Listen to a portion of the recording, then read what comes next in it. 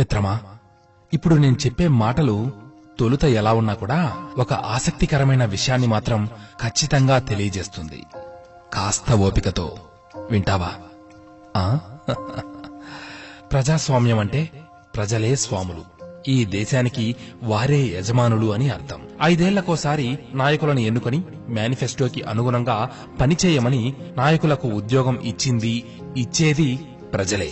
అయితే అప్పగించిన పనిని సరిగ్గా చేయకపోగా దోపిడీ, అవినీతి, సెటిల్మెంట్లు, కాంట్రాక్టులు అంటూ మొదలు పెడతారు. కారణం 5 ఏళ్ల తర్వాత వచ్చేది ఎన్నికలు. అప్పటికి ఈ పిచ్చి ప్రజలకు ఏం గుర్తుంటుందిలే అనే ధీమా. ఇది వాస్తవం కూడా. మనలో చాలా మంది చాలా విషయాలను త్వరగా మర్చిపోతూ ఉంటాం. లేకపోతే కుంభాలుగా ప్రజాధనాన్ని బొక్కేసి దొరికిన నీచులే మళ్లీ ఎన్నికల్లో ఎలా గెలుస్తున్నారు? ఈ జనం మనల్ని ఏం చేయగలరు అనే ఎనలేని అహంకారం, మితిమీరిన గర్వం వాళ్ల తలకెక్కేసింది. ఇది నిజం కాదు అని ఎవరైనా గుండెల మీద చెయ్యి వేసి చెప్పగలరా? ప్రజల్ని పట్టి పీడిస్తున్న తీవ్రమైన ఈ సమస్యకు పరిష్కారం లేదా అంటే ఉంది, ఖచ్చితంగా ఉంది. మన రాజ్యాంగం మనకు ఇచ్చిన ఒక హక్కు, అదే రీకాల్ చట్టం, రైట్ టు రీకాల్.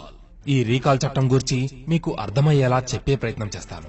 రీకాల్ చట్టం అనేది తాము ఎన్నుకున్న ప్రజాప్రతినిధులను తిరిగి ఇంటికి పంపే ఒక ఆయుధం.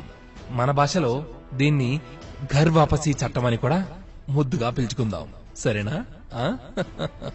ప్రజాస్వామ్యం అమలుకై మనం ఆదర్శంగా తీసుకున్న ఇంగ్లాండ్ సహా పలు దేశాల్లో ఇప్పటికే అమలులో ఉన్న చట్టం రీకాల్ చట్టం.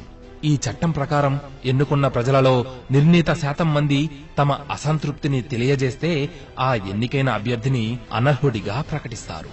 రీకాల్ చట్టం ద్వారా అవినీతిని, నాయకుల దురహంకారాన్ని, చేసిన వాగ్దానాలని విస్మరించే వారిని వెంటనే ఇంటికి పంపవచ్చు. ఇంకో ముఖ్యమైన విషయం, ఒక పార్టీ గుర్తుపై ఓటు పొంది మరో పార్టీకి గోడ దూకే జంపింగ్ జపాంగ్లకి కూడా రీకాల్ చట్టం ద్వారా చెక్ పెట్టవచ్చు. రండి, మనమందరం ఏకమై పలు ప్రజాస్వామ్య దేశాలలో అమలులో ఉన్న ఈ చట్టం, ఈ రీకాల్ చట్టం భారత్లో కూడా అమలు కోసం పోరాటం చేద్దాం. ఇటువంటి చట్టం ఉంటే తమని ఎక్కడ ఇంటికి పంపుతారో అని ప్రజల చెప్పు చేతలలో నాయకులు ఉంటారు.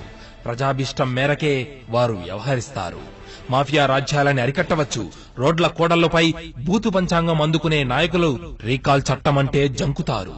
సాధ్యపడని హామీలు అసలు ఇవ్వనే ఇవ్వరు. భయంతో ఇచ్చినవి అన్నీ నెరవేర్చడానికి కృషి చేస్తారు. దేశానికి, సమాజానికి చాలా ఉపయోగకరం ఈ రీకాల్ చట్టం. ఇది అమలుపరచాలని భారత ఎన్నికల కమిషన్ ని డిమాండ్ చేస్తూ మన రాష్ట్రపతికి విన్నవిస్తూ లేఖాస్త్రాలు సంధిద్దాం. ఇది ప్రస్తుత పరిస్థితుల్లో మన దేశానికి ఎంతో అవసరమైన చట్టం. మనకు అందుబాటులో ఉన్న సామాజిక మాధ్యమాల ద్వారా రీకాల్ చట్టం గురించి విస్తృతంగా ప్రచారం చేసి తోటి మిత్రులకు అవగాహన కలిగేలా చేద్దాం. సమాజ శ్రేయస్సు కోసం తపిస్తూ రీకాల్ చట్టాన్ని మన భారత్లో అమలుపరచాలని డిమాండ్ చేస్తూ నవభారతానికి రక్షణ కవచం లాంటి ఈ కత్తి లాంటి విషయాన్ని 10గురితో పంచుకునే నిజమైన భారతీయులకు ఈ సందేశం అంకితం. మంచి దారిలో నడవాలి అనుకున్నప్పుడు కొన్ని కష్టాలు తప్పవు, కొన్నిసార్లు విమర్శలు కూడా తప్పవు.